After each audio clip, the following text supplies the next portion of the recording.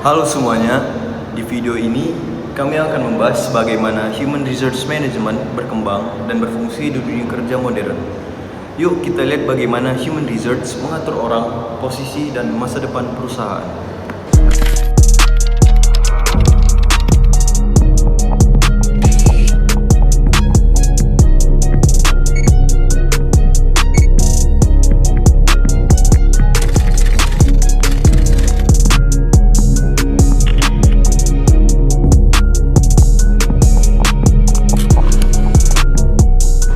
Human Resource Planning memastikan perusahaan punya orang yang tepat di posisi yang tepat, baik untuk kebutuhan sekarang maupun nanti.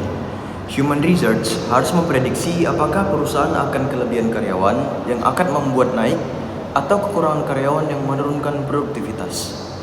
Indikator pentingnya sih dalam Human Resource itu labor turnover, yaitu jumlah karyawan yang keluar dan masuk dalam setahun. Turnover tinggi berarti ada masalah, seperti biaya rekrutmen naik, produktivitas terganggu, dan motivasi menurun. Tetapi, turnover kecil juga bisa baik karena membawa ide baru dan semangat yang baru. Dalam proses rekrutmen, Human Resource mulai dengan membuat job description dan person specification.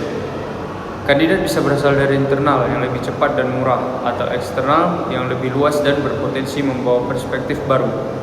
Setelah itu ada berbagai metode seleksi, formulir, CV, aptitude test, psychometric test, dan interview multi bertahap. Lanjut ke training. Ada on the job training seperti mentoring dan shadowing, dan ada off the job training seperti workshop atau kursus profesional. Ada juga cognitive training untuk kemampuan berpikir, dan behavioral training untuk leadership dan interpersonal skills. Untuk appraisal, Human Resource memberikan evaluasi yang bersifat dua arah. Ada formative appraisal, summative appraisal, self appraisal hingga 360 degree feedback. Dalam Human Resource, ada 3 cara karyawan keluar dari perusahaan. Yang pertama, keluar atas keinginan sendiri, seperti pindah kerja atau pensiun. Dan yang kedua, ada pemecatan, yang dilakukan jika karyawan melanggar aturan. Dan yang terakhir, ada pengurangan karyawan, yang dilakukan jika perusahaan sudah tidak lagi membutuhkan posisi itu. Selain itu, pola kerja sekarang juga berubah. Kalau dulu, orang bekerja tetap dan masuk kantor setiap hari.